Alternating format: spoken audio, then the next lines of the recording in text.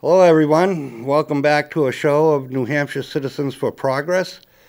Today's show, we're going to be focusing on solar energy. We brought a guest here, Dan Weeks. And Dan, can you introduce yourself? Well, thanks for having me on, Rick. It's great to be thank on you. the show. Congratulations on this new program. My name is Dan Weeks. I live in Nashua, New Hampshire. Grew up in the Monadnock area. My family's been around a long time. And I work with Revision Energy. I'm a co-owner at this employee-owned solar company, which installs projects over 8,000 total installations all over New Hampshire and northern New England. And this has been a passion of mine going back to high school. I went to Conval High School back in the 90s when we had a solar race car team. And I can tell you, back then, we weren't really setting any ground speed records with the solar car that we built, but it was kind of an early proof of concept that you really could harness power from the sun and use it to generate, put power in batteries and move a car at a pretty good speed. But I never imagined back in the 90s that we would now have the technology at a point where virtually any home and then automobiles and buildings, commercial, industrial, can indeed be powered by the sun. And it's today a growing industry that employs a lot of people here in New Hampshire. So recently we had a lot of energy bills in front of that cleared the House and Senate with a lot of bipartisan support, and they were vetoed by the governor. There was 4, I know, that were specific. Can you share with us what those were? I'd love to. If I could, just before talking about the specific bills, any chance I get, I like to kind of remind people why these bills are so important, why we're having a debate in New Hampshire around moving toward clean energy to address the climate crisis.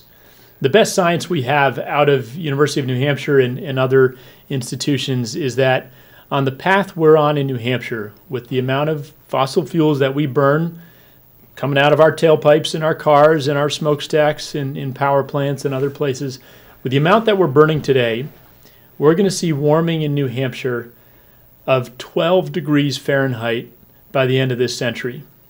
I've got 3 young kids. They'll be in old age by then, I hope.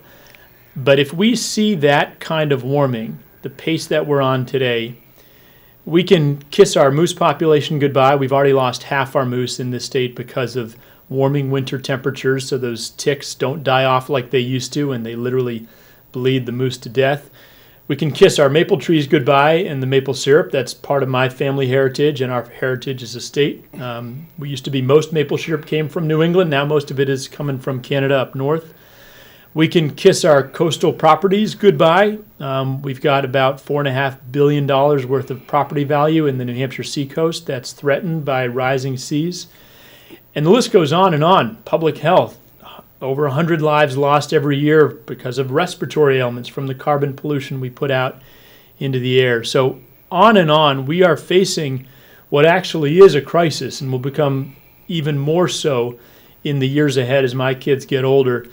And so the legislation that I'm excited to talk with you about is fundamentally about not just good economics for the state, good local jobs for the state, but really protecting the habitability of New Hampshire, the state that I grew up in that we love. So that's why we're doing this. As far as what we're doing, to talk about the specific bills, one that a lot of folks have probably heard about is the net metering bill, HB 365, and Representative Bob Backus chairs the Science, Technology, Energy Committee from Manchester here. He's been a leader on this and other important bills. And HB 365 would allow communities like Manchester, which have these old capped landfills, which are in some cases many acres large, but can't be used for practically anything because there's a lot of contaminated stuff in the ground. But it would allow communities like Manchester to put solar on top by building solar arrays up to 5 megawatts in size. And 5 megawatts, to give you a sense of the amount of space, that's 20 to 25 acres worth of solar. It's a pretty good-sized solar farm, but it's still not the entire electricity consumption of the city of Manchester. So it would allow a community like Manchester to put that land to good use and to use the solar electricity generated at the landfill to offset a whole lot of the city's electricity consumption and save taxpayers, in the long run, many millions of dollars. But the challenge, unfortunately, is that Governor Sununu, even though we had strong bipartisan support for this bill, over 40 Republican reps joined, virtually every Democratic rep. The governor vetoed it, and then he twisted a lot of arms, and a bill that looked like it had the support to override the veto fell just a couple of votes short. So that was one of the challenging results. There were several other important bills that passed the legislature but got vetoed by the governor. One other one that's really critical when you think about the big picture transition in New Hampshire from dependence on non-renewable energy to clean energy in state was SB 168. This is the Renewable Portfolio Standard Bill, RPS. Not something that got talked about a lot, unfortunately, but RPS is where the state sets its goals about where we want to go for the future. Are we going to be 81% non-renewable energy like we are today, where we send billions of dollars out of state every year to import non-renewable energy sources? Or are we going to move gradually toward 100% clean energy? The RPS bill would have notched up the solar portion from less than 1% to 5% between now and 2025. But unfortunately, even though that passed, again, with bipartisan support, the governor has been pretty anti-solar and vetoed that, and we didn't quite have the votes to override the veto. In comparison to other states, though, that amount seems minuscule. I mean, I'm seeing that other states are setting goals of 30% or higher. You know, it's pretty shameful, Rick, if I may say. And I know I'm speaking as somebody in the industry. I've got a personal interest in seeing more solar deployed, but frankly, that's why I chose to go into the industry, because I'm a dad of young kids and I've been following the science for many years. But right now in New Hampshire, only 0.6%, less than 1% of our power is coming from solar, when we could easily meet the bulk of our power needs from the sun if we were to take advantage of the technology we already have. Just south of here in Massachusetts, they're at 11% solar. Vermont is even higher.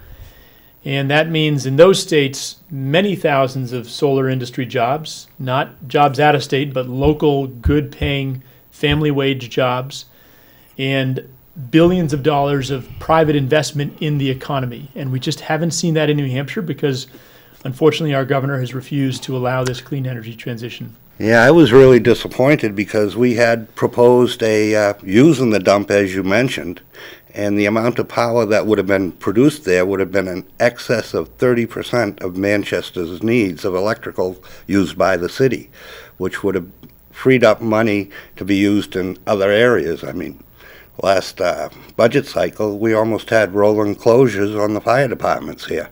Yeah. This isn't just good for the environment. You know, I talked about that as the fundamental motivator for me to make sure that we're protecting the habitability of New Hampshire and our planet for future generations like my kids. It's also good economics. You know, we're blessed that the sun keeps shining, and we now have the technology. The cost per panel has come down about 75% in the last 10 years. So it used to be something that you had to have a lot of money to do. That's no longer the case today. The economics work really well for communities, provided the state regulations will allow it. So your company, besides being, you're a B corporation, you're also employee-owned as well? That's right. So Revision Energy, since we started back in 2003, the vision has always been to build a company that does well by its employees, but also well by the communities and by the planet. So we've been operating in this way from the get-go, but we officially got certified some years ago as a B Corp, a benefit corporation, which means that we're legally committing as a company through our corporate charter to operate in a triple bottom line way. We sometimes talk about the 3 Ps. Profit is part of what a business does, and that's part of what we do to grow and sustain the business. But before profit, we commit as a benefit corporation to putting people and planet first. So that's something that we've been kind of built into our DNA from the get-go. And then a couple of years ago, we took it to the next level by becoming fully employee-owned. Used to be, our co-founders ran the company, and if there was a profit, that was a win for them, and they paid the employees well. But now, since making that transition to 100% employee ownership, all the future upside goes to everybody. And it's been exciting to see how that's enabled us to recruit more people. We need to hire more, especially electricians, apprentices, young guys and gals coming out of technical school, out of the community college system. Some have four-year college degrees, some are right out of high school, but bringing them on board to meet the workforce needs. And when we can tell them, we won't just pay you a good family wage, you'll be a stakeholder in the company, a co-owner with the original founders of the company in Revision Energy, that's pretty exciting for them, and we see them stick around and do really good work. Yeah, I was excited to see that. I mean, we saw Ben and Jerry's hostile takeover of their company, and they were the movers and shakers behind such a thing as a B corporation. That's right. You mentioned with the municipalities doing solar on dumps, wasted space, but didn't your company just do a contract with the city of Nashua where you're actually putting it on city buildings instead? That's right. We've seen a lot of municipalities in New Hampshire move forward and support these legislative changes.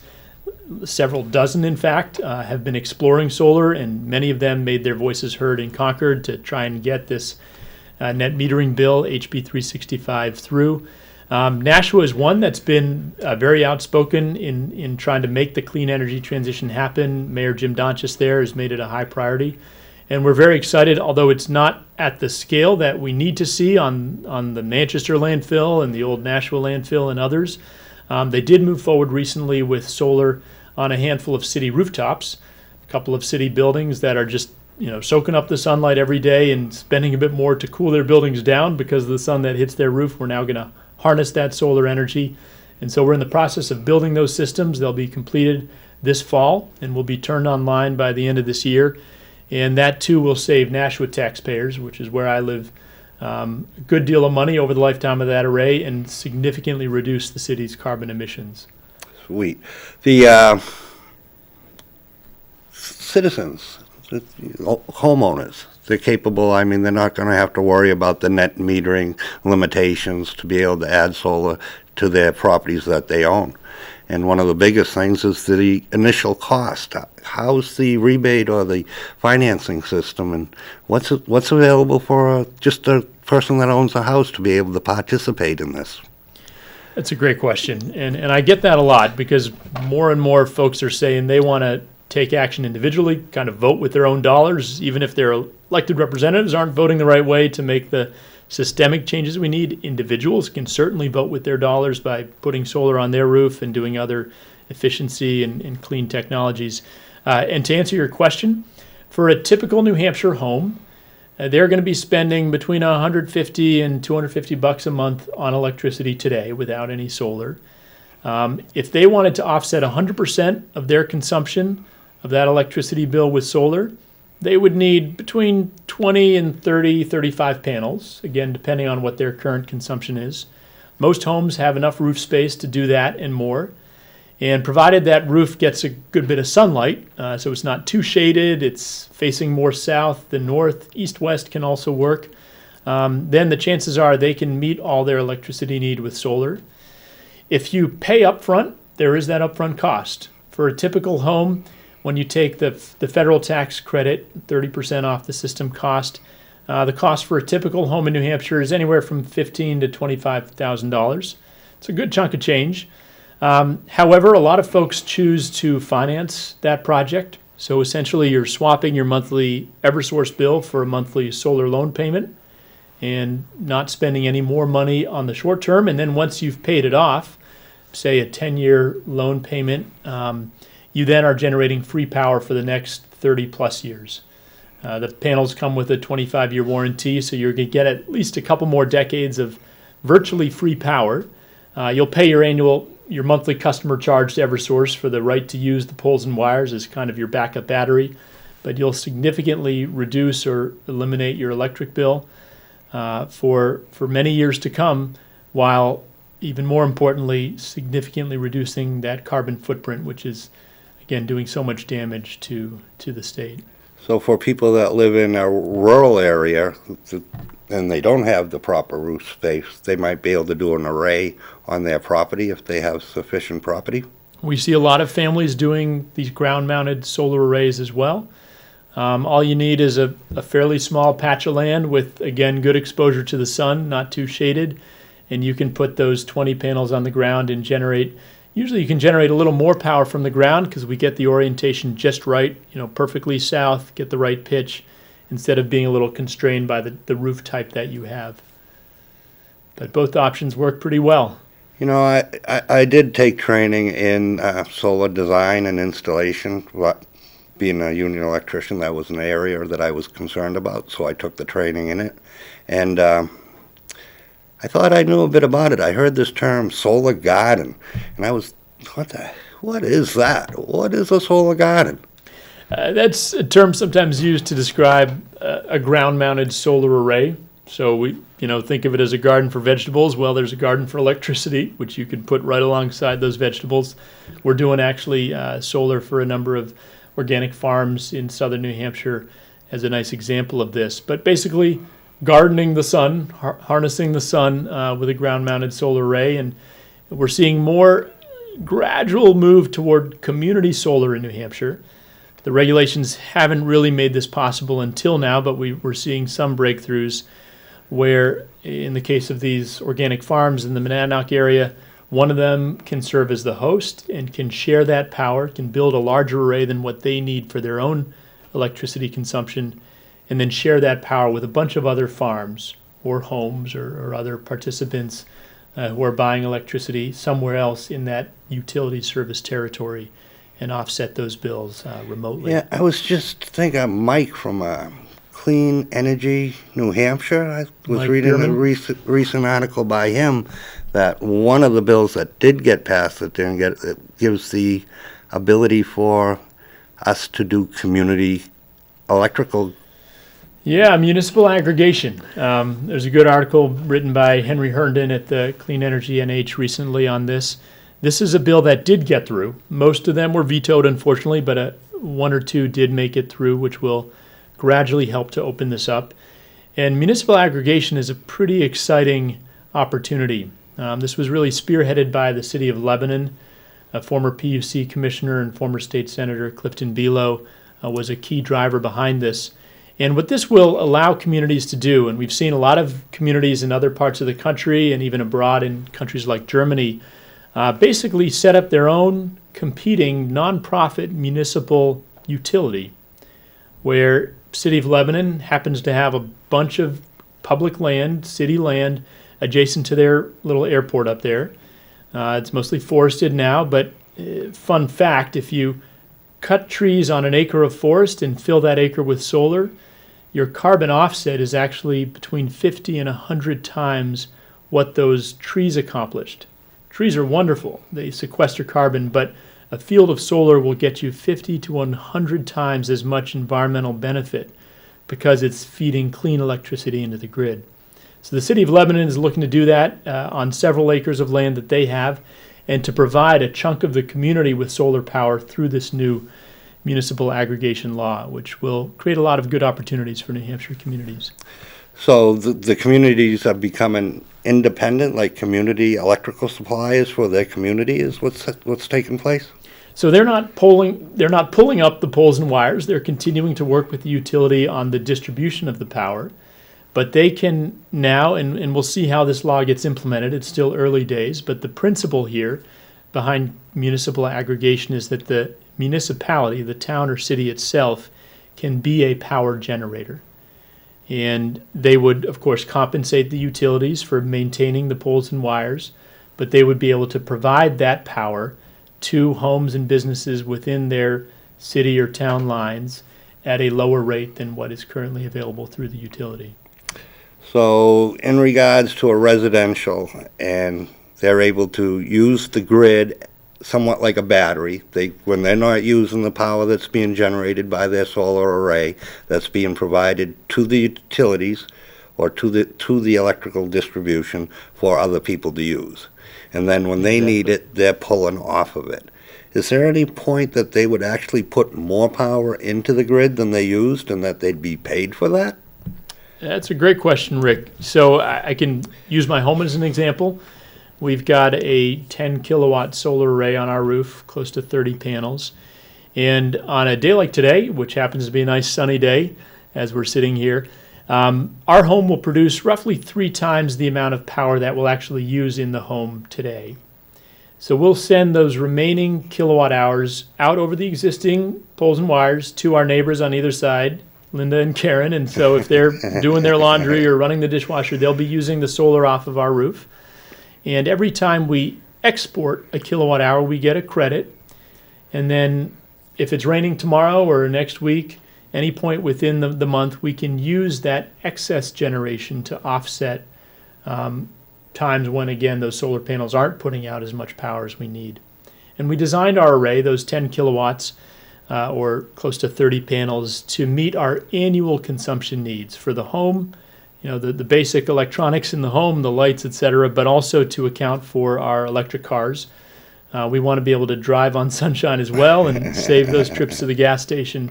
So we built a bit of a larger array in order to meet our transportation needs as well. Yeah, part of the design training I had received within New Hampshire was that we're striving for zero balance. And I've looked at other states, and some of them cap that and say, it doesn't matter that you put excess power into the grid and we actually owe you money, that the law is written in such a way that, no, you cannot have over a year greater than a zero balance. Is that true in New Hampshire? So we have seen caps in other places. Fortunately, New Hampshire, the Public Utilities Commission, the PUC, has come up with a pretty good rate design for the net metering tariff, as it's called, where you do have the permission to deliver more power to the grid, and you get a less than retail. You get you take a reduction in the value of that electricity, so you can't sell it at full retail. That way, you're contributing to the maintenance of the distribution network. But this raises an important point, and this is something that there's been a lot of misinformation around. We've heard this governor talk a lot about cost shifting from solar, where the person who's got solar on their roof or a town with solar on their landfill is actually getting subsidized, according to the governor, by the rest of the ratepayers.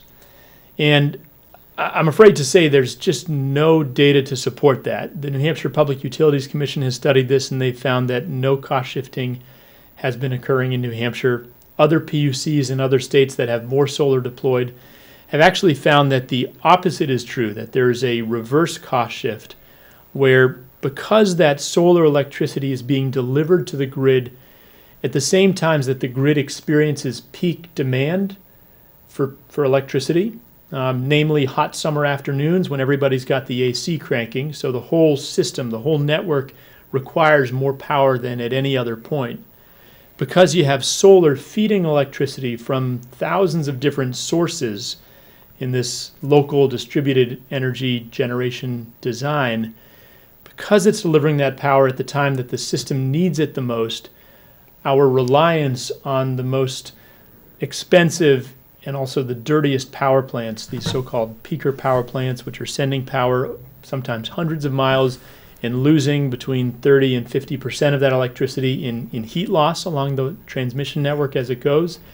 Because we're avoiding the need for that transmission to meet peak demand, solar is actually helping the rest of the electricity consumers with lower rates. Yeah, that's what the data shows. I want to share one of my pet hobbies with the viewers and yourself. I happen to like the idea of being able to generate power from our water system, whether it be waste or clean water.